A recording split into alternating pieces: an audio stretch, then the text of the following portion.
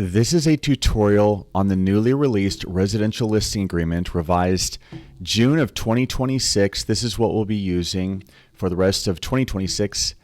And I'll show you what's changed on it. Not much, but it's important, specifically because it addresses the additional compensation. But let me jump back to it. I'll go through it start to finish. I'll make it very quick and simple. You start by putting the date you're drafting it up here, the name of the seller or sellers. Now, in this case, I'm actually pretending that it's a trust as a co-owner. So an individual plus a trust, just because I want to show you how to properly enter an entity. I see mistakes when it comes to entering an entity, whether it's a trust or an LLC or a corporation. I see the mistakes made all the time, maybe even most of the time. All right, we put in the name of the real estate brokerage, the address of the property, the parcel number, which you can find online on the county assessor's website, from a tax bill, from an old MLS listing. Now we get to the listing period. Do not leave these blank. If one or both of these numbers is blank, this form can be null and void. It can be voidable. A seller can contest the validity of this form, and likely it'll carry no weight. So I just want to warn you, make sure you have both a beginning and ending listing period. And it says, of course, not to exceed 24 months, but who wants to take a 2-year listing? Listing price. Okay, so you just write in a numerical figure. It'll automatically give you the text format. And this is a starting point. Remember, if you need to reduce or change in either direction, you can use an MT form, modification of terms, and just update it. It's basically an addendum. The MT form is basically an addendum for the listing agreement where you can update anything on here. Compensation, the important part. Now, very, very important. Some agents still struggle to grasp the concept that the listing agreement pertains to the listing broker commission only. There is nothing in the listing agreement that pertains to buyer's agent compensation. And now, of course, one question that comes up is, what about dual agency? Well, I think there was still a misunderstanding about this form, and that's why this, which is this, the font in red here, that's what changed from the earlier version of this form that we were using up until June. You can see the red is what's new. And basically what it does, it really drives the point home that this listing agreement compensation is only for the listing broker. And it explains what this part is, which I call a babysitting clause for misfit buyers, buyers that refuse representation but need to be babysat. They need hand-holding. And for whatever reason, the authors of these forms decided at one point to add this provision in here. So I guess before I get to that, let me jump back and just write and tell you, this is, again, listing broker compensation. None of this will be shared. There's no such thing as cooperation with commission anymore. So you're going to put in the listing broker compensation here. 2.5% is probably the most standard number. 2.5%. Sometimes you'll see 3 here. Sometimes you'll see less, but that's where it goes. You can also add on another flat fee if you want, like a processing fee or a TC fee here. There's an and right there. See the and?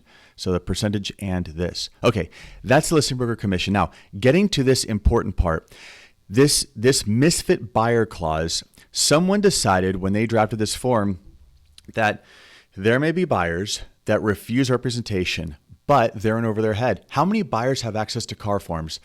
If you went to an unrepresented buyer and said, what's a typical contingency period and how do requests for repairs work?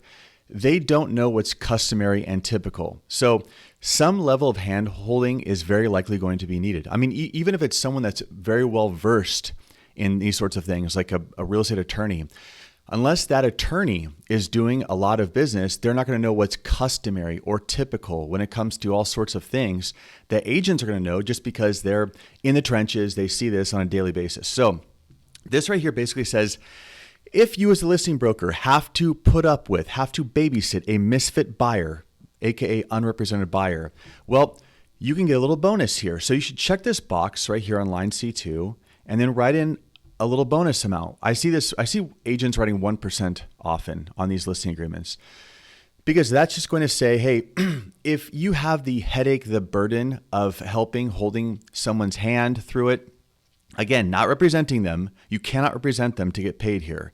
You cannot be the representative. If they're truly unrepresented, then you can earn this bonus to deal with the headache. Now, it also says, by the way, you should use this BNA form, buyer non-agency agreement. Why? Because there's a huge risk for you as an agent to do hand-holding for a clueless, unrepresented buyer where they may portray your help as advice or tacit representation and blame you. This form right here protects you. So if there's an unrepresented misfit buyer, get that B&A form signed so that they have acknowledged in writing that you are not their agent, that they should seek their own professional representation or consultation from whomever, another agent, an attorney, whomever, just not you. You're the seller's representative. So let me jump back here. And it tells you right here, spells it out. By the way, they added this because there's so much confusion.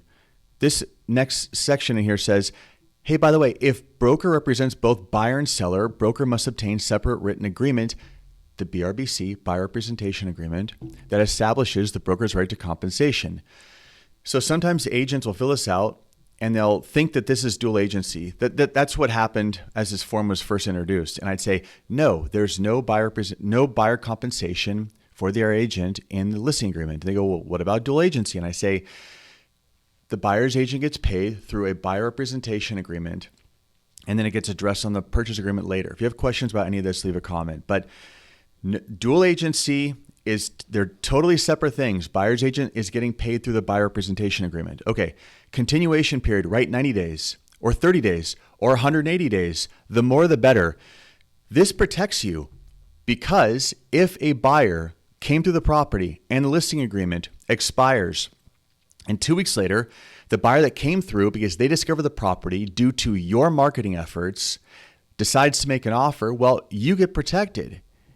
This calls back in you to get paid to represent the seller on a sale if the buyer was procured or found during the listing period. And this number here tells you how many days after the expiration or cancellation of this document you can get paid. So that's why you want to write in some number. Don't leave it blank. Write in some number. And the higher the number, the better. 90 is a totally reasonable number. Seller obligation, pay previous broker. That's only if, let's say you're inheriting this listing from another broker. Maybe the seller canceled with their former broker. And that broker has a continuation right for a handful of buyers. Well, out of respect for that's acknowledged here. But we're going to leave it blank because I'm showing you this is how I would fill this out. If someone calls me today and says, hey, list my property, this is what I'm doing. I'm going to go in here. I'm going to fill it out just like this. And so, by the way, if you're paying a referral fee, check this box. I do not like this RAD form. I have a whole other video explaining what to do instead of the RAD form, but check this box if you're paying a referral fee to adopt this seller as your client. But that RAD form I do not like. But checking this box alone is a disclosure in itself. Now, items included. See, I would leave all this blank right here, this whole section. And now, when would I not leave it blank? Well, if there's something unusual, like there's personal property that's going to be included in the sale, or there's a real property like a light fixture that is going to be excluded, I would put it in here so that I'm aware of it when I enter the listing, so it's documented. But I mean, of all the listings I've taken, I can hardly think of times I've put something in here because usually I don't. So anyways, you would document something here that's unusual. If not, skip it. Now, down here, I would write in the MLS. I'd write in C.A.R. MLS, which is what I would be using for now, just for now. More on that in another video. Okay, and then I would leave all this just as it is, boilerplate. All of this, actually. In fact, I would leave this entire page 2 of 7 just as you see it here. Now, some of this is just totally unnecessary, quite frankly. And C.A.R. is infamous for abandoning any hope of simplicity when they make their forms. They just love to layer and layer and layer and layer. And if something needs to be fixed, they just add more layers to it until you have these huge, huge documents. But anyways, so this section right here, now I didn't check this box for natural hazard disclosure. And this shouldn't even be here. Do you know why? Because that's negotiated on the purchase agreement. But usually, or at least in Southern California, the seller chooses. And so given that the seller chooses, I guess the seller can order it right away. And if they do order a natural hazard disclosure, they should get it from Fast NHD lets you order a California natural hazard disclosure report instantaneously. Enter the property address, add your escrow information, and place the order. The NHD report is instantly generated so you can download it right away. No more waiting for email delivery, no more checking spam, just an instant download. For a hassle-free NHD report, enter FastNHD on the purchase agreement or visit fastnhd.com and place your order online. But aside from that, I'm leaving this whole page as it is and I'm moving on, and most of filling this form out is already done. So I'm going through. By the way, for those of you that don't know, the way this form is structured is they have this grid chart format at the top. That's what we're looking at here. But all this corresponds to this paragraph in this column here. So when I scroll down here, this is just the supplemental or additional text that relates to the terms we've already gone through at the top. I'm scrolling through all of this. My gosh, look at all this boilerplate text. This is exactly what I would do. I've been licensed since 2002. I've sold many, many, many properties. I'm telling you, someone that's very, very experienced. This is exactly how I'd fill it out. And I'd come all the way down to page 7 out of 7. Because one of the sellers is an entity. Now, again, if your seller is a corporation or LLC or trust, you need to check this box here. I can't tell you how often people skip this. You write in the name of the entity. I wrote in Smith Family Trust. It could be an estate. It tells you here all the different types of entities.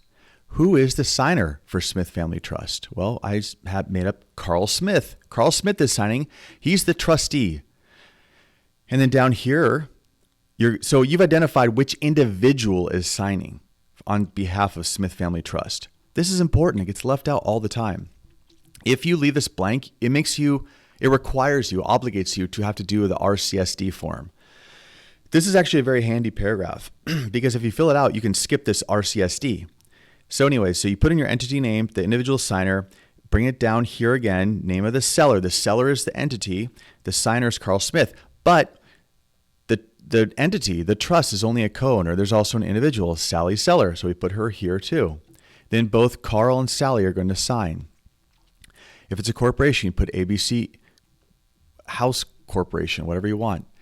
And then you put the name, Jack Frost, whatever. And then you have Jack Frost sign on behalf. And then everywhere it requires a signature, you put the name, Jack Frost. You put Carl Smith. You don't put, sometimes I see a signature of the entity name. Smith Family Trust, it's cursive. You need the individual to be the signer. That's the authorized signer. Okay. Broker signature, this is where you're going to sign. You're going to put in your office info. You are going to sign. You have the name of your brokerage, your signature. We get down to the MLSA. Let me think what I would do aside from just skipping through this entire thing. I know I've had to edit this sometimes, but I would. So this brings in the topic of delayed marketing, because when you have a listing agreement, you need to get that in the MLS right away due to clear cooperation. If you don't, you're in big trouble. I want to say you have 48 hours to put it in the MLS. The sooner the better, because you don't want to get fined for clear cooperation. Well, you can delay marketing on here. Of course, you'll still need to put it in the MLS and then do a coming soon status. Now, if you have questions, this topic actually turns into a rabbit hole. If you have questions about how to delay the entering in the MLS whatsoever, well, that's another topic because there are unique circumstances.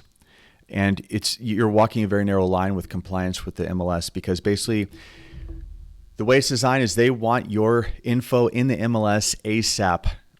No exceptions. So be careful.